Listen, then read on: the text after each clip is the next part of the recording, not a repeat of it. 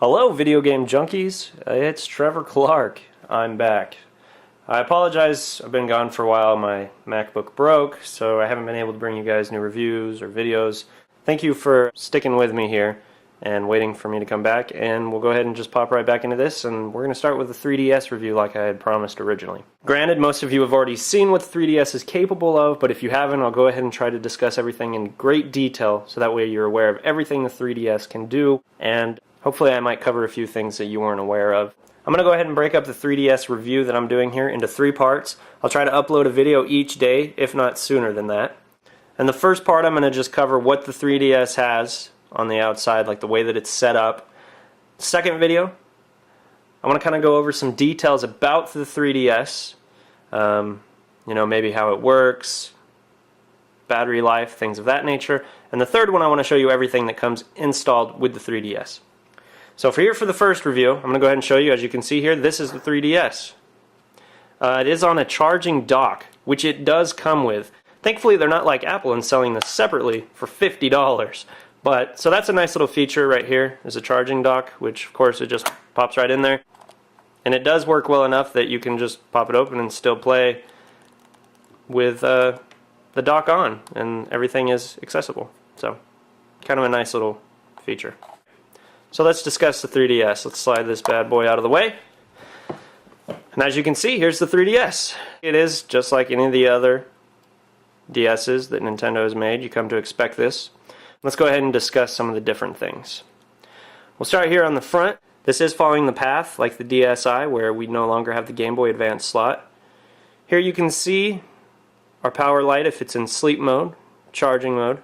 Kind of turn it here. Here you can see our wireless switch. You now have the ability to turn the wireless off or on at any time, which is a great feature. I'll discuss this later. There's your charging port, your triggers, your cartridge slot. This is where your stylus is now. Comes with a stylus that extends, as you can see here. It's kind of nice. Don't like the new location here though of the stylus. I prefer it when it was right here where you could just pop it out. IR blaster and your other trigger. Turn it around here and you can see our volume is here. And here is the SD card slot. And it actually does come with a 2 GB SD card, which was actually also, again, something they didn't have to sell with it, but awesome that they did. As you can see here on the front, it is so shiny, and a fingerprint magnet beyond any understanding. It's very frustrating. Hey guys, do I look cross-eyed? As you can see here, these are our 2 cameras. It actually has 2 cameras because it takes 3D pictures, and you would need both cameras to do that. Then there's also a light that comes on right here to let you know you're taking pictures. So that is the outside of the 3DS. Let's pop this bad boy open. The inside screen here is shiny just like the outside all the way around. You can see here, kind of show you. Right here is an internal camera. You've got your speakers here, and this is the switch I said I'd talk about later. Nice dog hair. Later, it's your 3D slider. You can actually choose where you want the 3D setting at, or you could simply just turn it off.